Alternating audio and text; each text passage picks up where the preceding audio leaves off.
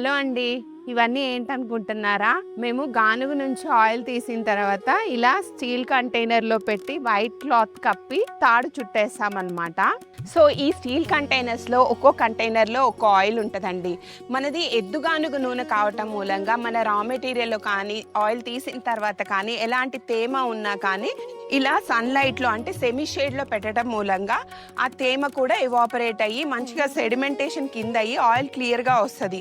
మేజర్‌గా white cloth కప్పటం మూలంగా sun rays కూడా డైరెక్ట్‌గా పడకుండా ఎలాంటి డస్ట్ పడకుండా ఆయిల్ చాలా క్లియర్‌గా వస్తది. సో, మీకు ఈ స్టీల్ కంటైనర్స్‌లో ఉన్న ఆయిల్ చూపిస్తాను. ఈ తాడు తీసేసి చూపిస్తా.